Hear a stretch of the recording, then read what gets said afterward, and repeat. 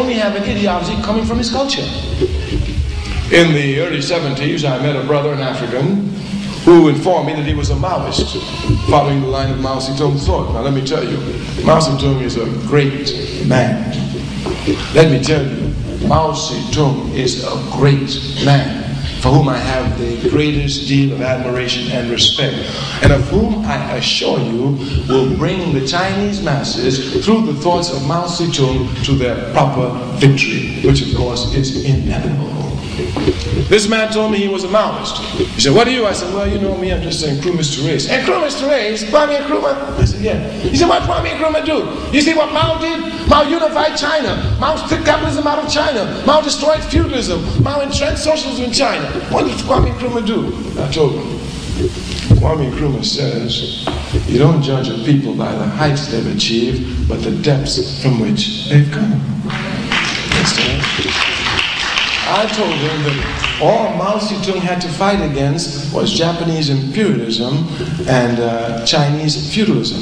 If in Africa all we had to do was fight against one imperialism and African feudalism, we would have been a unified socialist continent. But Africa has had to fight against the French, the Germans, the Spanish, the Italians, the Portuguese, the Belgians, the Dutch, the Swedes, and America all at the same time. So if Mao had to fight against all these forces at the same time, I'm sure he wouldn't have got where he got. You must know your people's history and their culture. It is from this history and this culture that I know victory is inevitable.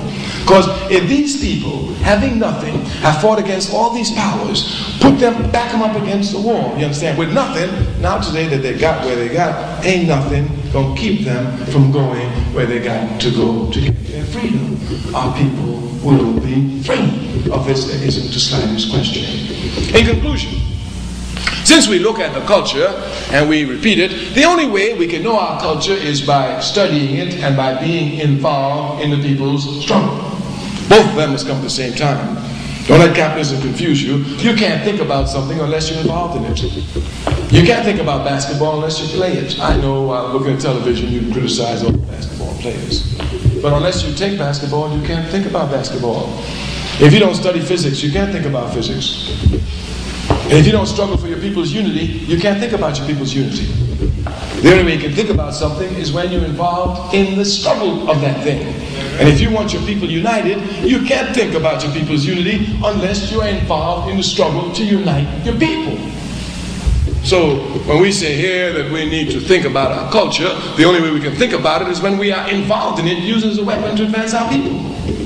The only way people can study their culture is when they are organized.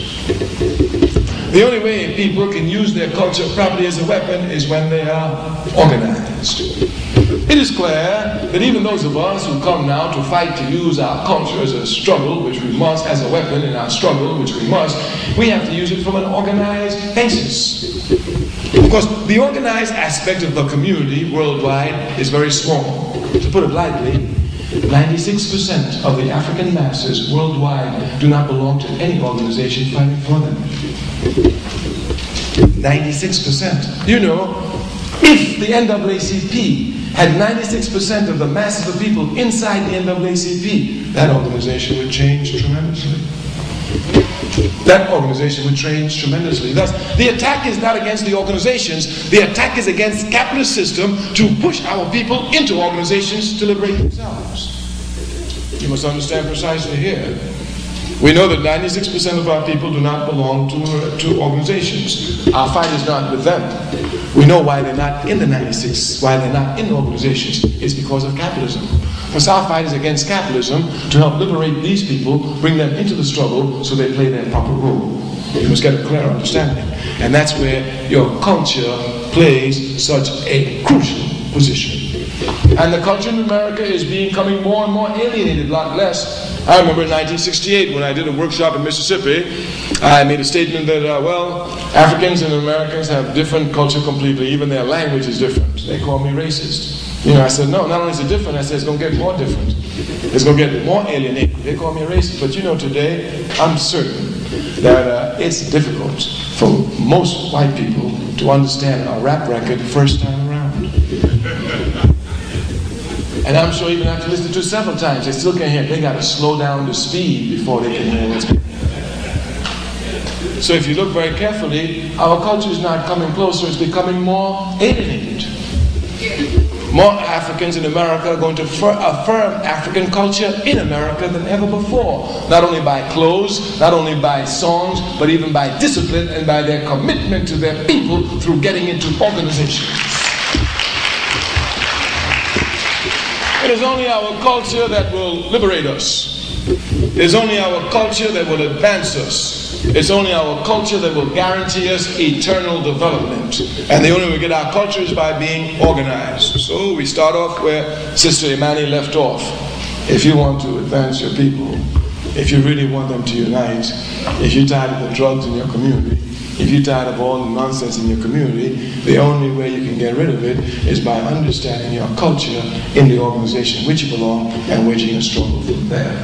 One thing you must know about the African culture: there's no role for individuals in it. One thing you must know about the African culture: there's no roles for individuals in it. The African culture is a communal culture, and not only a communal culture, but a mass culture. So much so that even when they speak of our political movements, they always refer to them as mass movements. This is what we do unconsciously. That is to say, if you will even look at the world, and you will find wherever socialism is being built, it's being built by a vanguard party. Africa gave mass party to the world. Thus, even in our culture has transcended itself into the political arena, where we speak of the necessity for a mass party. Thus, if you know anything about your people's struggle, you know your people only advance through mass struggle.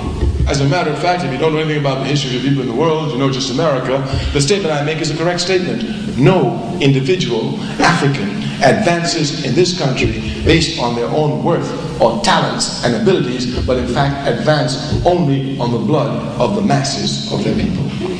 As a matter of fact, the statement can be made properly.